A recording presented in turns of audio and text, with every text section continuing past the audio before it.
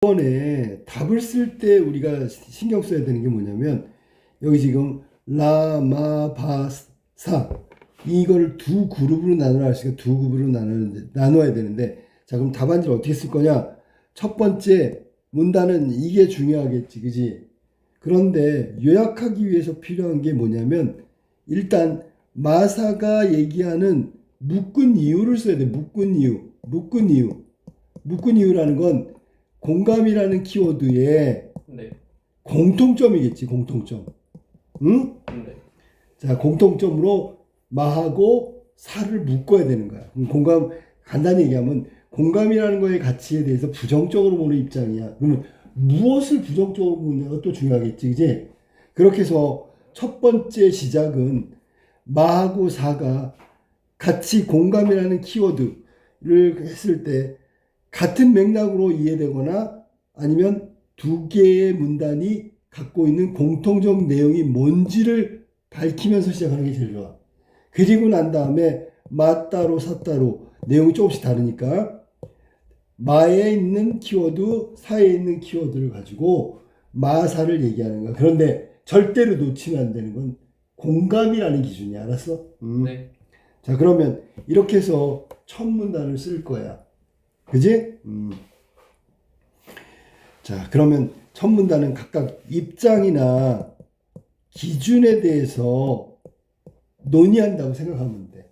공감이라는 걸 왜 그렇게 보는지에 대한 기준이나 입장을 마지시문, 사제시문에 분명히 있기 때문에 이걸 가지고 이야기한단 말이야.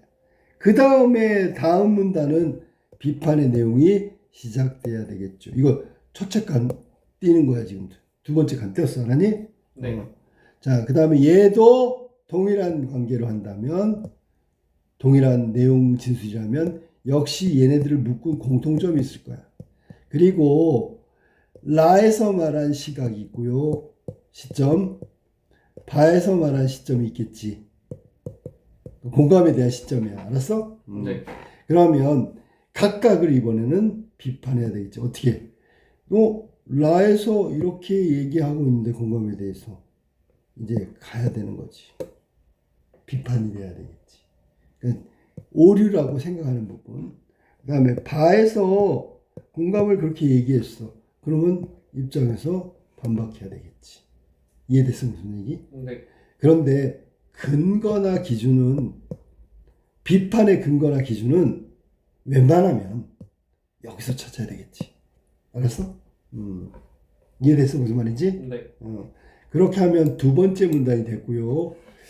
자, 그 다음에 세 번째 문단은 비판하시오 이렇게 돼 있잖아. 지금 근거, 기준, 입장을 이야기하고 제시했어. 그다음에 비판 대상에 대한 걔네들을 묶은 이유와 공통점을 얘기하고 각각 얘기한 거에 대한 비판을 했단 말이야. 그러면 이게 두 문단으로 처리하기에는 문제가 글자 수가 많기 때문에 많으면 어떻게 해야 돼? 많으면 줄여야죠.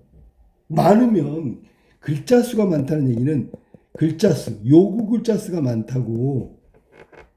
요구 글자 수가 많으면 어떻게 돼? 내용을 못 채우는 거잖아 지금. 네.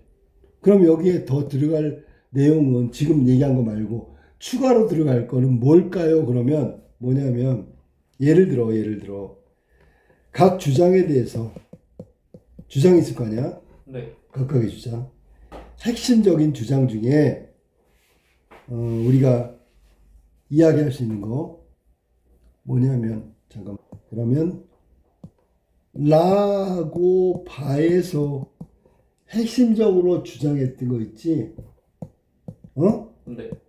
그러니까 내용에서의 문제가 아니라 핵심적인 주장에 대한 비판으로 문단을 더 처리하는 게 좋겠지요.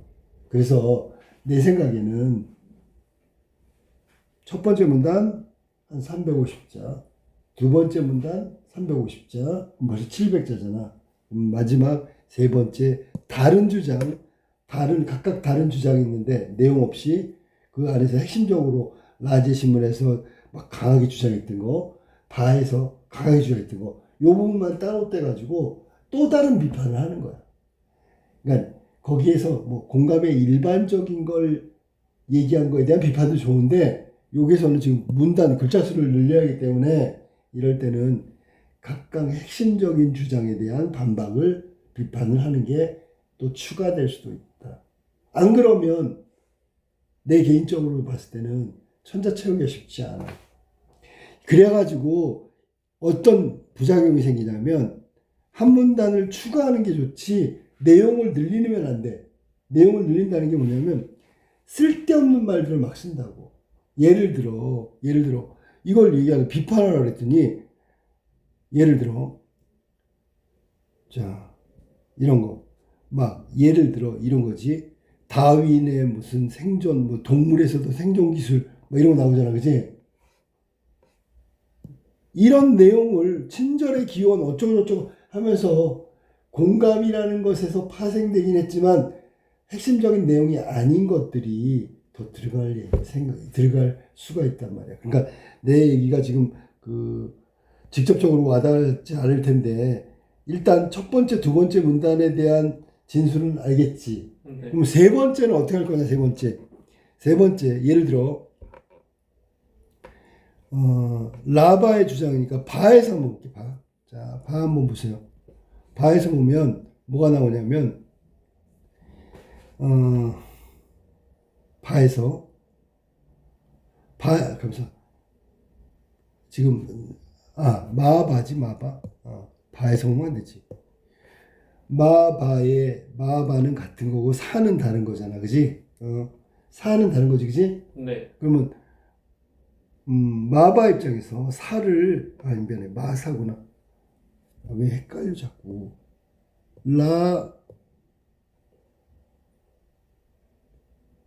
제일 처음에 뭐였지? 라하고 바가 라바, 미안해. 네.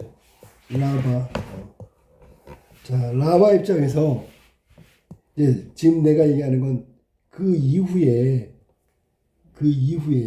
문단의 내용을 채워놓는 걸 얘기하는 거야. 네. 그러니까 있는 내용 막 쫙 늘리지 말고 새로운 걸 한번 추가시켜 보자. 그러면 여기 지금 공감을 부정적으로 보는 입장에서 그러면 여기서 말한 게 뭐냐면 정신적으로 이렇게 참 왜 이래. 이렇게 해야지, 이렇게. 이거 아니야? 이렇게 마바에서 라바를 비판하는 거잖아. 네. 그럼 내가 지금 사를 보면 안 되지.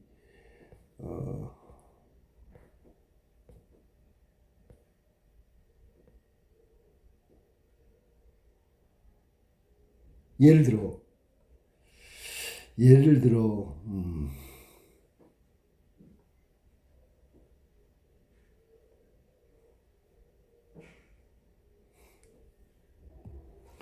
자, 봐봐.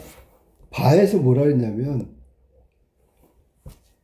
바에서 이런 정서적인 부분이 피어나는 장면, 감정은 한 사람에서 머무르지 않고 계속 전염된다 그랬잖아. 네. 전염된다 그랬는데 이 전염은 공감에서 비롯된 거라고 여기 지금 바의 제시문에서는 얘기했잖아. 이게 이제 정서, 감정의 영역이라고 네. 분명히 얘기하면서 공감은 전염되고 서로 퍼지고 막 이렇게 얘기한대. 그러면 인류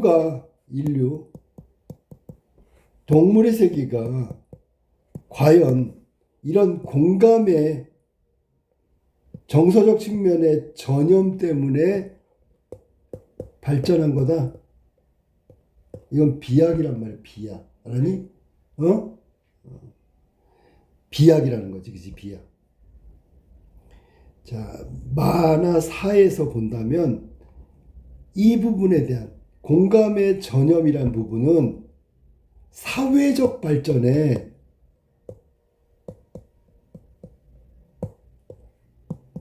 기여하는 것이 아니라 뭐라 그래야 돼? 이건 개인적 관계에서 나가는 거라고.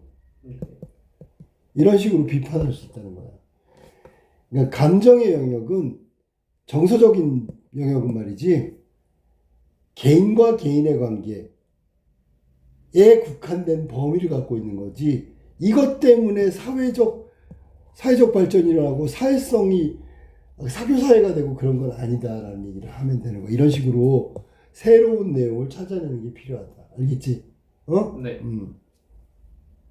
이거 뭐 한번 써봐. 네. 자, 우리 경희대 2번 예시답안 좀 잠깐 보자. 자, 이걸 쓰기로 했으니까 이거 관점으로 마사의 관점으로 공감에 긍정하는 걸 비판하는 거야. 이거 맞지, 네. 그지? 자, 여기 지금 급하게 쓰니 한 칸만 띄고 시작하는 거야. 네. 마사는 공감이 본질적으로 한계를 지니고 있다는 시각에서 공통점을 가지고 있어. 그래서 둘로 묶은 이유에 대해서 먼저 밝혔고, 알았어? 네. 공감에 대해서 이렇게 부정적인 입장을 갖고 있는 이 제시문에 따르면 현실적으로 다른 사람들이 어떤 감정을 느끼는지 인지하고 그 감정을 공유하는 공감 작업이 결코 쉬운 일이 아니며 오히려 여러 문제점을 낳을 수 있다고 보고 있다.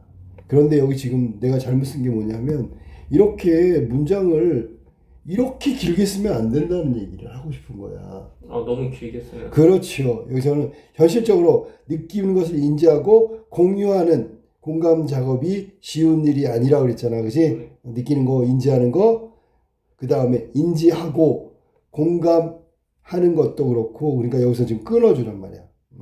알았어? 예를 들면 여기서부터 여기까지. 아니다. 뭐 이런 식으로 끊어주란 말이야. 그리고 오히려 그것이 여러 문제를 낳을 수 있다. 이거 더 줄여야 돼. 알았어? 분량으로. 네. 자, 마에서 얘기한 마 제시문에 나와 있는 이 요약한 거야. 이거 지금 급하게 하느라고 일로 와야 되지, 그지? 네. 띄어쓰기도 좀 이상하고.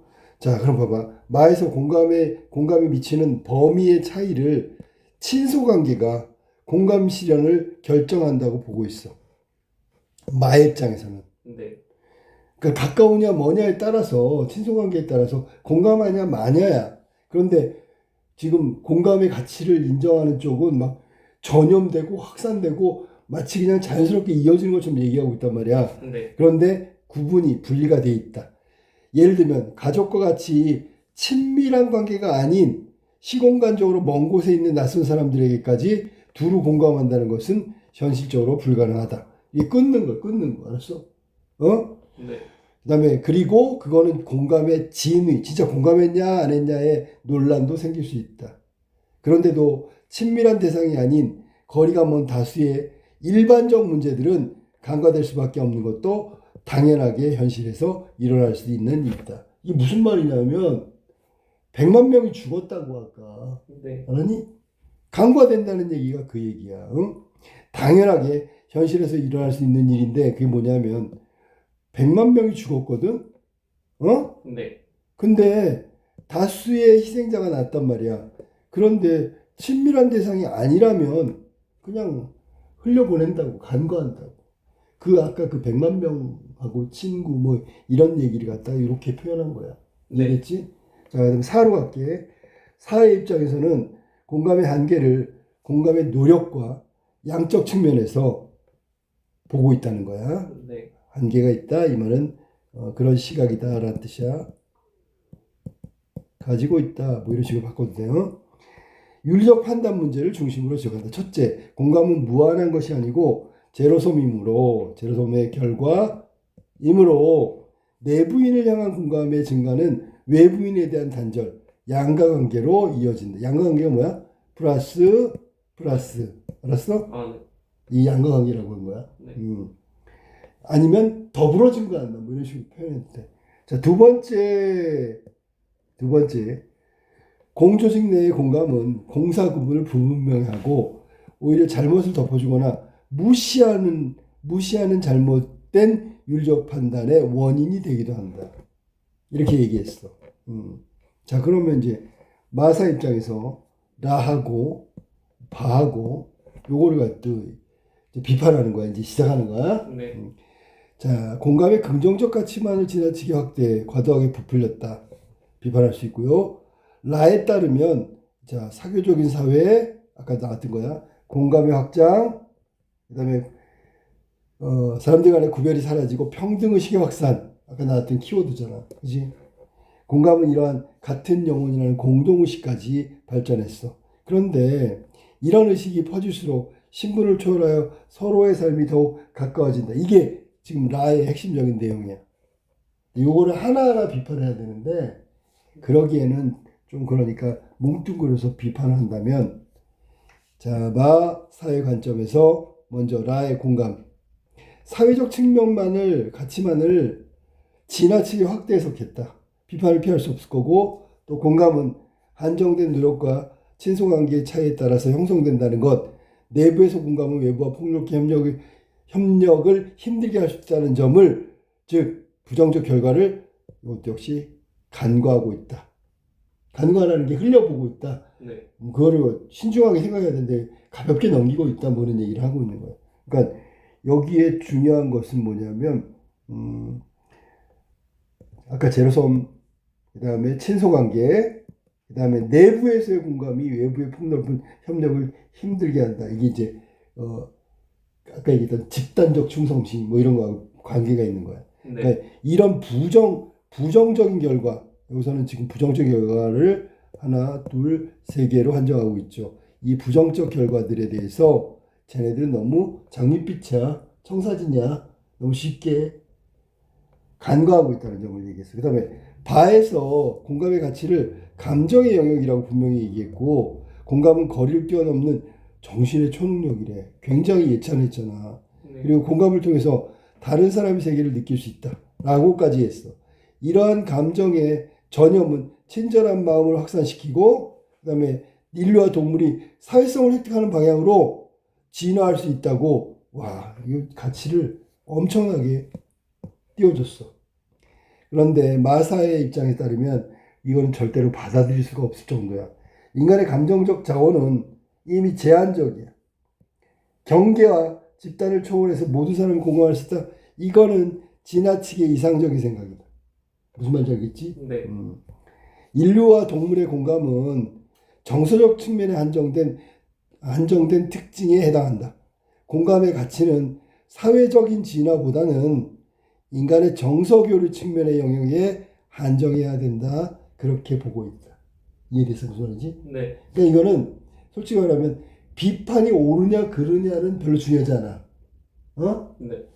저렇게 비판할 수 있다고. 타당성에 관한 논증은 아니고 관점이 정반대 대립된 관점이기 때문에 그렇게 볼 수도 있다는 거야.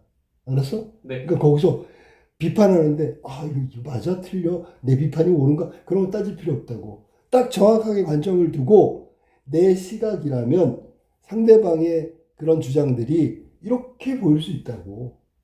이렇게 느꼈다고 정도만 하면 돼. 알았어? 네. 저 지금 급하게 쓰느라고 이게 뭐 원고지 칸도 이렇게 됐는데 생각을 조금 더 시간을 갖고 정리하면 뭐 충분히 그 뭐 조건이나 글자 수는 충분히 줄일 수 있고 할 수 있단 말이야. 그러니까 내용 핵심이 뭔지 지금 내가 지금 설명 이 답안지 이거는 절대로 정답이 아니야.